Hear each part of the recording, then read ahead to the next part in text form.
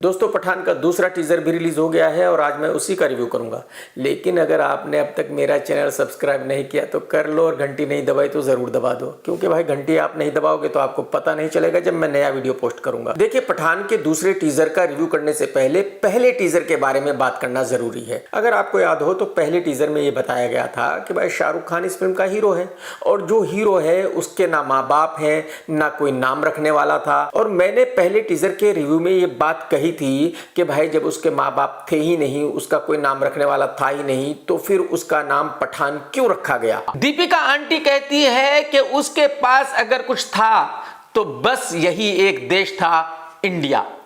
अगर madam India था तो उसका नाम फिर पठान ही क्यों था? उसका नाम रमेश या राजेश क्यों नहीं था? अब शाहरुख खान साहब की आवाज आती है कि उसने अपने देश को ही अपना धर्म मान लिया और देश की रक्षा को अपना कर्म, यानी कि SRK साहब अपने आप को देशभक्त साबित करना चाहते हैं। नाम तो कुछ भी हो सकता है, लेकिन मेरा ऐतराज इस बात पर है कि शाहरुख खान साहब अपने आप को जबरदस्ती पब्लिक को यह मानने पर मजबूर क्यों कर रहे हैं कि शाहरुख खान साहब एक बहुत बड़े देशभक्त हैं। अरे भाई, पब्लिक को डिसाइड कर लेने दीजिए कि आप देशभक्त हो या नहीं हो।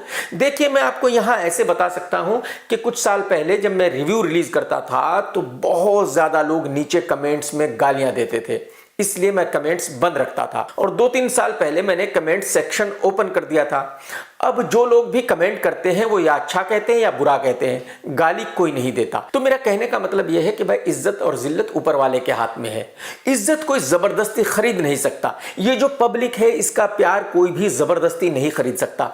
ये पब्लिक की अपनी मर्जी है, या वो किसी को प्यार करती है या हेट करती है। और जब कोई पब्लिक पर यह थोपना चाहता है कि नहीं भाई आप मेरे बारे में अच्छा कहो, आप मुझे इज्जत दो, तो पब्लिक और भड़क जाती है, फिर पब्लिक और ज्यादा निगेटिव बातें करती है। तो मुझे ऐसा लगता है कि शाहरुख खान साहब यहां गलत जा रहे हैं। शाहरुख खान साहब को जबरदस्ती पब्लिक को मजबूर नहीं करना चाहिए ये मानने के लिए कि हां शाहरुख खान साहब एक बहुत बड़े देशभक्त हैं। ये पब्लिक को डिसाइड कर लेने दीजिए। इस फिल्म का पहला टीजर अब से तकरीबन 7 महीने पहले रिलीज हुआ था। 7 महीने के बाद अब दूसरा टीजर रिलीज हुआ है और अब से तकरीबन 2.5-3 महीने के बाद फिल्म रिलीज होगी। तो मुझे नहीं लगता कि 2.5-3 महीने पहले टीजर रिलीज करना चाहिए था।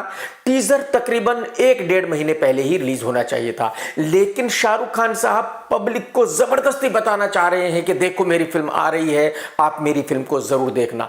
तो पहला टीजर आ चुका, अब ये दूसरा टीजर आया है, इसके बाद एक ट्रेलर आएगा और उसके बाद फिर दूसरा ट्रेलर आएगा, क्योंकि शाहरुख खान साहब हमेशा अपनी फिल्मों के 2 ट्रेलर रिलीज करते हैं। तो इसका मतलब ये हुआ कि आधी फिल्म तो पब्लिक टीजर और ट्रेलर्स में ही देख लेगी। तो इतना सब कुछ देखने के बाद भी पब्लिक का थिएटर में जाकर इस फिल्म को देखने का इंटरेस्ट रहेगा क्या, ये वक्त बताएगा। ये हम रिलीज के वक्त बात करेंगे। अब बात करते हैं इस दूसरे टीजर की। टीजर शुरू होता है और पीछे से एक आवाज आती है कि तुम पठान के बारे में क्या जानते हो। 3 साल से पठान की कोई न्यूज नहीं है। और दूसरा आदमी रिप्लाई करता है कि सर पठान अपने आखिरी मिशन में पकड़ा गया था और सुना है उसको बहुत ही ज्यादा टॉर्चर किया गया था, पता नहीं जिंदा है भी या नहीं।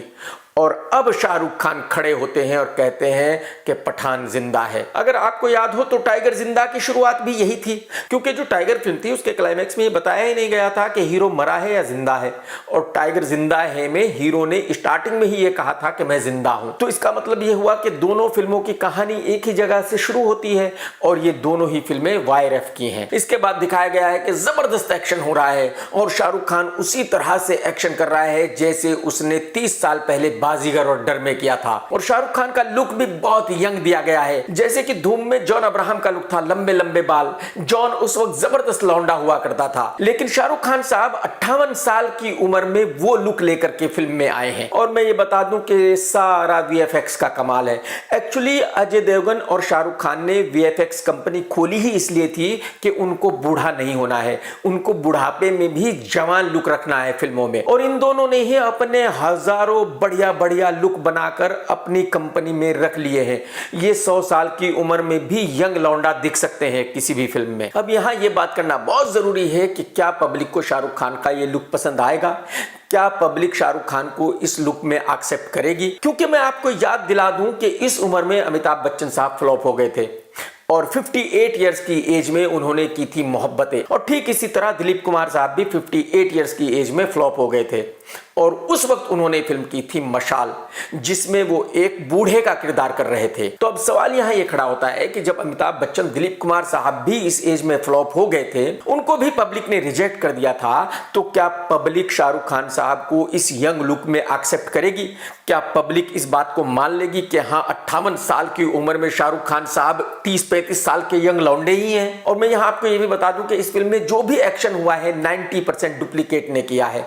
मैं आपको बता दूं कि इस फिल्म की दुबई में तकरीबन 20-25 दिन की शूटिंग हुई है और एक दिन भी शाहरुख खान साहब ने शूटिंग नहीं की, क्योंकि पूरा एक्शन था तो पूरे वक्त शाहरुख खान साहब के डुप्लीकेट ने ही उनकी शूटिंग की है। तो मैं नहीं मानता कि पर्दे पर पब्लिक को पता नहीं चलेगा कि अब शाहरुख खान साहब खुद एक्शन कर रहे हैं और अब डुप्लीकेट कर रहा है। इसके बाद म्यूजिक शुरू होता है, ला ला ला ला ला ला ला ला ला ला ला ला, और दीपिका दीदी की एंट्री होती है कहीं पेरिस में। आय हाय हाय, मतलब क्या झूमती हुई चल रही है। अब दूसरी तरफ जॉन की एंट्री होती है दुबई में बड़ी बड़ी बिल्डिंगों के बीच, और यहाँ जॉन रॉकेट्स चला रहा है, ब्लास्ट कर रहा है। लेकिन शाहरुख भाई, आपको तो पता ही है कि दुबई में ये सब अलाउड नहीं है, गोलियां चलाना भी अलाउड नहीं है, ब्लास्ट करना तो बहुत दूर की बात है, रॉकेट्स चलाना तो बहुत दूर की बात है। तो इसका मतलब ये हुआ कि ये सब कुछ ग्रीन पर शूट किया गया है और स्टूडियो में बैठकर दुबई दिखा दिया गया है। Very good, superb.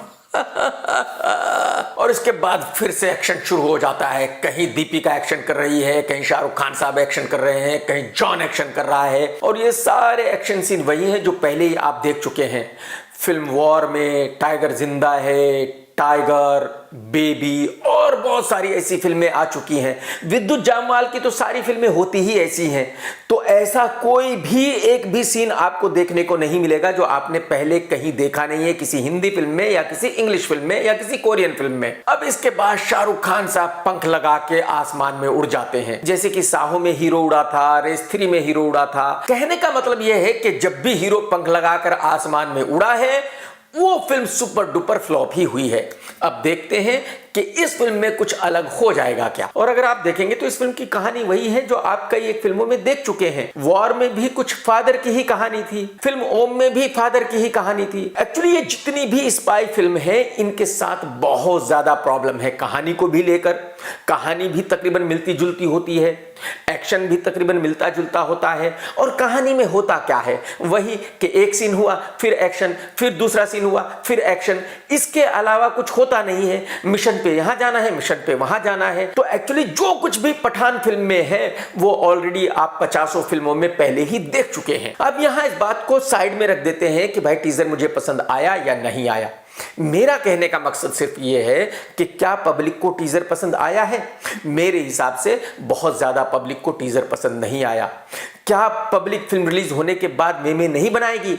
लाल सिंह चड्ढा में भी आमिर यंग बना था और पब्लिक ने क्या किया आपको पता है।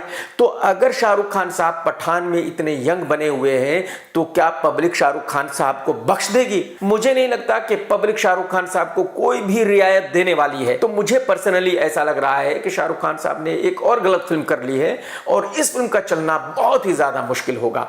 ऊपर वाला करे कि ऐसा ना हो, ऊपर वाला करे कि फिल्म हिट हो। मेरी शुभकामनाएं शाहरुख खान साहब के साथ हैं। टेक केयर दोस्तों, जय हिंद, वंदे मातरम। सत्यमेव जयते।